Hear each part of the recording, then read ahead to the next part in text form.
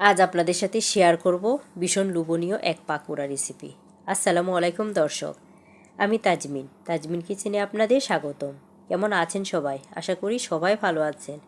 পাকোড়া বানানোর জন্য এখানে আমি একটা আস্ত বাঁধাকপি থেকে কিছুটা অংশ নিয়ে নিয়েছি, আর এই অংশটাকে আমি দুইটা ফালি করে কেটে নিয়েছি। কাটার পর ধুয়ে নিয়েছি, আর এখন একটা গ্রেটারের সাহায্যে গ্রেট করে নেব। চাইলে আপনারা এটা অন্য কিছু সাহায্যেও গ্রেট করে নিতে পারেন, দাবা নাইফ দিয়েও এটা করে নিতে পারবেন।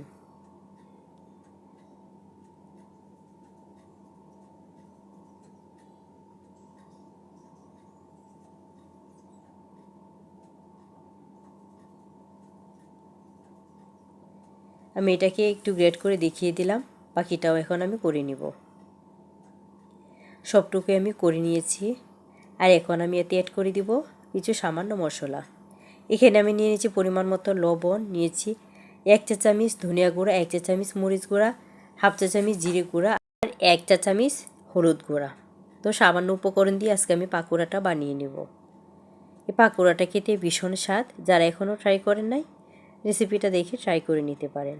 এখানে আমি কিছুটা কাঁচামরিচ আর পেঁয়াজ কুচি করে নিয়েছি, সেটাও দিয়ে দিলাম।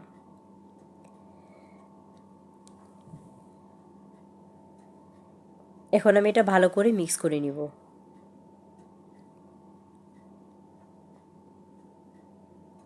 আমি সবগুলো মশলা ভালো করে মিক্স করে নিয়ে এখন এতে অ্যাড করে দিব কর্নফ্লাওয়ার। এখানে আমি হাফ কাপ কর্নফ্লাওয়ার নিয়েছি, সেটা এখন পুরোটাই আমি অ্যাড করে দিব। আপনারা চাইলে কর্নফ্লাওয়ারের পরিবর্তে এখানে চালের গুঁড়াটাও ব্যবহার করতে পারবেন। কর্নফ্লাওয়ারটা একটু মিশিয়ে নিয়ে এতে অ্যাড করে দেব ময়দা। এখানে আমি 1 কাপ ময়দা নিয়েছি, আর আমি ময়দাটাকে অল্প অল্প করেই মিশিয়ে নেব।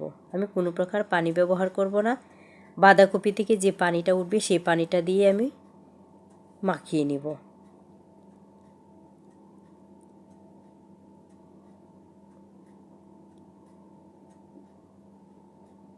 আমার পুরোটা ময়দা লাগেনি, একটু ময়দা অবশিষ্ট রয়ে গেছে।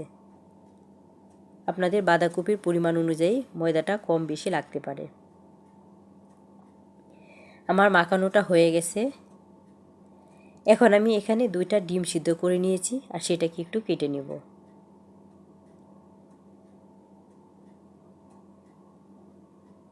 আমি একটা ডিমকে 3টা ভাগ করে নেব। আপনারা যদি বড় ডিম নেন, বা ডিমটাকে আপনারা আরও ছোটো করেও কেটে নিতে পারেন, 3টা বা 4টাও করে নিতে পারেন। আর ডিমটা একটু সাবধানে কাটবেন, যাতে করে কুসুমটা ডিমের সঙ্গে লেগে থাকে। এখন আমি দেখিয়ে দিচ্ছি কিভাবে আমি পাকোড়াটা রেডি করব। তো এটা অনেক সহজ কাজ, যে কেউ করে নিতে পারবেন, শুধু একটু খেয়াল করলেই এটা পেরে যাবেন। আমি কিছুটা এখানে নিয়ে নিয়েছি, আর একটা ডিমের অংশ আমি এখানে ঢুকিয়ে দিলাম। এখন আমি সাইড থেকে একটু চেপে চেপে দিচ্ছি, আর উপর দিয়ে আমি আরেকটু বাঁধাকপি দিয়ে দিচ্ছি।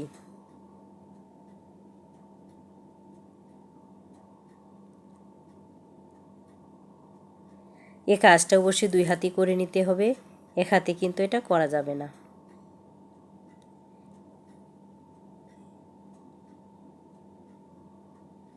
একটু চেপে চেপে দিয়ে দেখেন আমি এটা কভার করে দিয়েছি। আর এভাবে করে আমি বাকিগুলো বানিয়ে নেব, আর তেলে ছেড়ে দেব। চাইলে আপনারা আপনাদের পছন্দ মতো শেপ দিয়ে নিতে পারেন, বা পছন্দ মতো ছোটো বড়ো করে নিতে পারেন। এখন আমি চলে আসলাম ভাজার জন্য। ফ্রাই প্যানে আমি দিয়ে দিলাম বেশ কিছুটা তেল। তেলটা পুরোপুরি গরম করতে হবে না, যখন মিডিয়াম গরম হয়ে যাবে তখন আমি পাকোড়াগুলো দিয়ে দিব।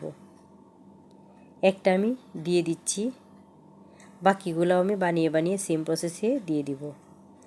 আমি আরেকটা পাকোড়া আপনাদেরকে বানিয়ে দেখিয়ে দিচ্ছি যে আমি কীভাবে কাজটা করেছি। দেখেন, এক হাতে কিন্তু কাজটা করা সম্ভব নয়, অবশ্যই কাজটা 2 হাতেই করে নিতে হবে।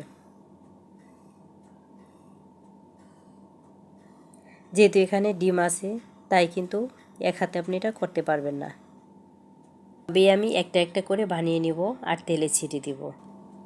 এ পর্যায়ে আমি চুলাটাকে একেবারেই লো করে দিয়েছি। যতটুকু লো করা সম্ভব আমি ততটুকুই লো করে রেখেছি, জাস্ট চুলাটা জ্বালিয়ে রেখেছি। কারণ কাজটা করতে একটু সময় লাগবে। যেহেতু ডিমটা ভিতরে দিতে হবে তাই কিন্তু এটা একটু সময়ের ব্যাপার। এই জন্য চুলাটা অবশ্যই পর্যায়ে একেবারেই কমিয়ে রাখবেন। দেখেন প্রথম যেটা দিয়েছিলাম সেটা কিন্তু হয়ে গেছে, দ্বিতীয়টা মোটামুটি কালার চলে আসছে।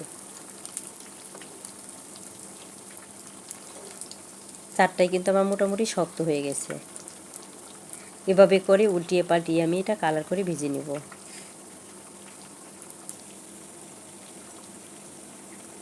যারা এখন আমার চ্যানেলটা সাবস্ক্রাইব করে নেয়, চ্যানেলটা সাবস্ক্রাইব করে আমার পাশেই থেকে যাবেন। পাশে থাকা বেল আইকনটা প্রেস করে দিবেন। এতে করে প্রথম নোটিফিকেশানটা আপনার কাছেই চলে যাবে। ভিডিওটা যদি ভালো লাগে ফ্রেন্ড ও ফ্যামিলির সাথে শেয়ার করতে ভুলবেন না। আর যারা ভিডিওটা দেখতে দেখতে এ পর্যন্ত কষ্ট করে চলে আসছেন অবশ্যই একটা লাইক দিয়ে দিবেন। আর যারা লাইক দিয়ে দিয়েছেন তাদেরকে জানাই অসংখ্য অসংখ্য ধন্যবাদ। কথা বলতে বলতে দেখেন আমার পাকোড়ার কালারটা চলে আসছে। আর এই পর্যায়ে যখন এমন কালার হয়ে যাবে তখন আমি এটা নামিয়ে নেব। আমি একটা প্লেটে টিস্যু নিয়ে নিয়েছি আর টিস্যুর উপর আমি পাকোড়াগুলো নামিয়ে নিচ্ছি। প্রথমে আমি 2টা পাকোড়া দিয়েছিলাম তাই 2টা পাকোড়া নামিয়ে নিলাম। আর এখন এই 2টা পাকোড়া আমি উল্টিয়ে দিব আর বাকি সাইডটাতে আমি আরও পাকোড়া দিয়ে দিব। এভাবেই করে আমি সবগুলো পাকোড়াই ভেজে নিব। আপনারা চাইলে এটা সকালের গরম ভাতের সাথে নাস্তা হিসেবে পরিবেশন করতে পারেন, আর না হয় বিকালে চায়ের সাথে স্ন্যাক হিসেবেও পরিবারের সবাইকে নিয়ে এটা এনজয় করতে পারেন। তো এভাবে আমি সবগুলো পাকোড়া বানিয়ে নিয়েছি আর দেখেন আমার পাকোড়াগুলো হয়ে গেছে। এখন আমি একটু ডেকোরেশন করে নিব। আর একটা পাকোড়া আমি আপনাদেরকে কেটে দেখিয়ে দিব যে ভিতরটা কেমন হয়েছে। আশা করি আজকের ভিডিওটা আপনাদের কাছে ভালো লাগবে। আর যদি ভালো লাগে অবশ্যই বাসায় একবার হলেও ট্রাই করবেন আর ফ্যামিলির সবাইকে নিয়ে উপভোগ করবেন। আশা করি ছোটো বড় সবাই এমন একটা পাকোড়া পছন্দ করবে। এখন একটা পাকোড়া আমি কেটে নিচ্ছি।